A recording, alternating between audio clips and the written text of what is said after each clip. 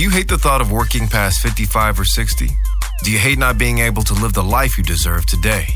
Do you hate not knowing what your financial future looks like? It's time to stop doing what you hate. Here's your host, Mr. Harold Green. Hello, everybody. This is Harold Green of Bright Tree Financial Group. It's time to stop doing what you hate. Hope you folks are having a fantastic day.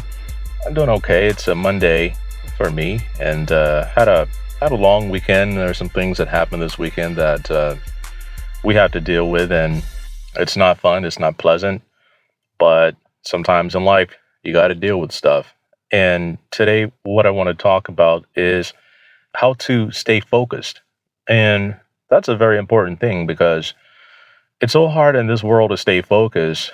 I mean, I don't even know where to begin.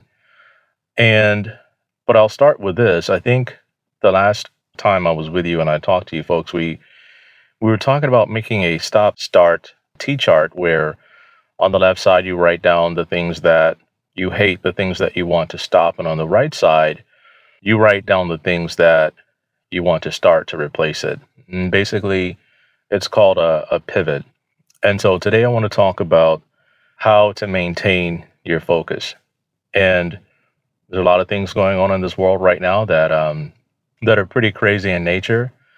And I'm again sitting out in the car, sitting out at the beach here in Honolulu, in Hawaii, on the east side, where the parking lot at the beach is pretty empty, and all the tourists are gone back home, starting college or whatever it might be. It's August here, and so things are starting to settle down, I think, just a little bit. But I'm at one of my places where I go to help maintain my focus. And so if I can start off with a number one, that is pick your spot. Pick your spots. Pick your spots. Pick places where you can go that you know will put you in a good place mentally, help put you in a good place spiritually. Pick your spots. And so right now I'm at one of my spots out here at Sandy Beach, and a lot of locals, they come out, relax or whatnot. And I think it's just a good place. You get to watch the waves and different things like that. And then another spot I have is behind Hawaii Kai Shopping Center. Some benches are back there, some tables, and hardly anybody goes back there to do anything except to eat. But that's only during the day. So early in the morning, there's nobody out there. And so I've designated that as one of my spots. Another place I like to go is the driving range or the golf course out at Hawaii Kai. That's one of my spots. And I go there and I'll walk the par 3 and take some irons with me and play some practice rounds and things like that just to clear my head. And normally there's really nobody out there on the course, but now there's more people out there because less and less people are working, unfortunately, and some by choice. But I mean, it's just like way more people out there than ever before. Some days I used to be able to go out there at 3:00 and wouldn't see a soul except one other lady that I see from time to time practicing or whatnot on the course.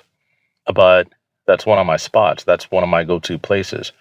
I used to go to Kakako Park, and that was a beautiful place to go to. People they get married out there. They take photos out there. It's just a beautiful place. But then it got overrun by the homelessness issue in Hawaii.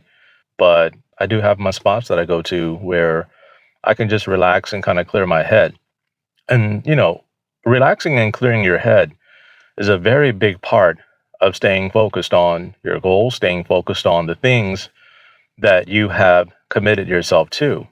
Because I'm going to tell you straight up, distractions are going to come at you, whether you're ready for a distraction, whether you know how to handle distractions. I mean, I don't care. Distractions are going to come. And I was in a gym one day and this guy was telling me, he's like, yo, bro, distractions are a part of life. And I said, yeah, I know they are, but the goal is to try to figure out how to reduce or eliminate distractions. I think some of the most successful people have figured out how to eliminate distractions out of their life. Sometimes they hire other people to manage distractions or to manage things that come up. Sometimes they just cut off the distraction altogether. I mean, just make sure this thing, whatever you're dealing with, make sure it never happens again. And that's kind of where I'm at right now with the situation that happened over the weekend.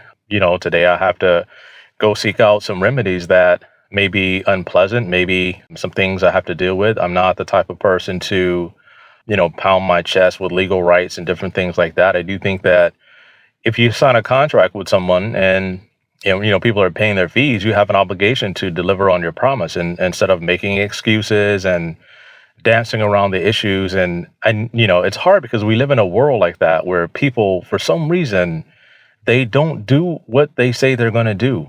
And I don't know if that's just human nature or people are distracted themselves or whatever it might be. But, I'm now put in a difficult position to have to put my foot down and say, enough is enough. You've had ample opportunity to make these adjustments. You've had 6 months. The situation has happened 4 times in the last 6 months, and you've had ample opportunity to make adjustments or to put things in place to mitigate this, to make sure this kind of thing never happens again. And so now I'm going to have to go and say, all right, so what has been done? If you haven't done your job, now I got to go seek legal remedy, which I don't want to do because it should not be necessary. But that's why we have the legal system in the United States of America. Is sometimes you got to go do the things that you don't want to do. And unfortunately, this is a distraction that has happened too many times for me to deal with. And a lot of times distractions, they come up to make you make decisions that you ordinarily wouldn't make. Just, they get you emotional. They get you all bent out of shape. They get you mad as hell. They get you pissed off. And then you go and you make the wrong choice. And so a lot of times I pray, God, help me make the right choice here. Help me maintain my level of class. I don't want to show my butt to anybody. I don't want to act a fool. I don't want to go and just turn into a monster over a situation that I need to handle with class. And sometimes distractions will make you make those kinds of decisions, and you don't want that. So number 1, pick your spots. Number 2, and this is a very important one, get your team, right? Get a team of people that, you love and you trust, people that you know well, to talk to about certain things and get their input and then to get their advice. Proverbs talks about don't make war without counsel. Don't go into battle without counsel, and if you have good counselors around you, people that are giving you good advice, make sure that they're giving you solid advice before you go and tackle these distractions. Because again, distractions come to get you off course. I talked about this in my last show, storms, or one before last, can't remember now at this point. Storms don't come to make you stronger. Storms come to break you. Horrible things, they come to break you. They don't come to make you stronger. Now, if you survive them, that's probably one of the things that will happen is you do become tougher. You do figure out how to handle these things, but they're not coming for that particular purpose. The number 1, storms, they come to wreak havoc in your life. And by the way, God never sends you storms. And I'm going to say that to you right now. God will never send you a storm. It's like you putting your kid out in the middle of the road and saying, okay, figure out how to cross the street. And if you cross the street, you're going to come out tougher and meaner and badder on the other side. No, God does not send you storms. And I know that contradicts what a lot of people have probably heard in their religious back settings and things like that. But no, God doesn't send us storms. A lot of times we create our own storms. We create our own distractions because of the decisions that we make. And that's a very important thing. So make sure you get your team of people that you trust, team of people that you can run things by. No matter how crazy or stupid it sounds, you need to have people on your team. Number 1, pick your spots. Number 2, get yourself a team. I don't think I have a number 3 because a number 1 and number 2, those are the most important things that you can do. And then if I can say I do pick a number 3, I would say try to get some rest. Right? Rest is a very important thing. And a lot of times when we get distracted, we get all wound up and we can't sleep. We can't relax. We can't do what's needed to recuperate and to recover so that we can battle things. And if you're getting one distraction after the other, you got to take a step back and think like, okay, am I the one causing these problems? Am I the one causing these distractions? What decision did I make that caused this to happen? Okay. Look at it. Is there something I could have done better? Is there something that I could have done different? Was there an alternate route that I missed? Right? What happened here? So take a step back, pick your spot. Then you go to your spot, you relax a little bit, you rest, and you kind of think through these things, and you think through the things that you're going to have to do. and then create an action plan. Create a plan of action as to how you're going to deal with these things when they come up. And then if you're married, talk to your spouse about it. Say, honey, when these things come up, this is how we're going to handle it. We got the money to do so. It's an unnecessary expense maybe, but for our sanity and for our happiness and to focus on the things we really need to focus on, maybe we need to spend this extra $1,000 just to buy ourselves some peace. And that's a very important thing. If I can just touch on that for 1 minute, having peace of mind is ultimately extremely important. Because if you're dealing with something that causes you to perform at a lackluster pace, you got to kind of think about that. All right. So if you can spend money and get yourself in a better position temporarily just to be able to ride this thing out and to deal with this thing so that you can be fresh mentally, spiritually, and you can think clearly, that's something you ought to think about doing. Because a lot of times we look at it like, oh my God, I don't want to spend the money for this. And oh my God, I shouldn't have. Yeah, right. You shouldn't have to, but just think about it. If spending that extra $1,000 makes you another $10,000, $15,000, $20,000, you got to think about it that way. Protect your peace of mind. All right. So how to stay focused, how to deal with distractions, pick your spots, pick the places you can get to. Yeah, it takes time. It will cost you time, but it's very important. Number 2, get your team, get your counselors. Don't make war without your counselors. All right. Very important stuff. Number 3, try to relax, right? Peace of mind is one of the most important things you can have.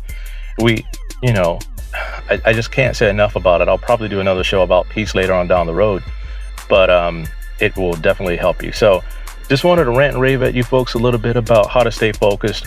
Another thing is to have a plan. And if you don't yet have a plan, get in contact with me, click in the show notes, get on my calendar, and let's sit down and hammer out a plan, figure out a plan. And the initial consultation is free if you just want to talk to me a little bit. But if you want me to analyze your situation, that's $375 an hour.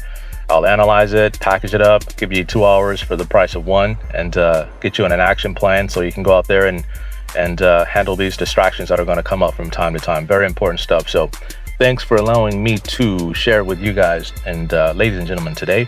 And until next time, everybody, 1, 2, 3, let's get it. This is thepodcastfactory.com.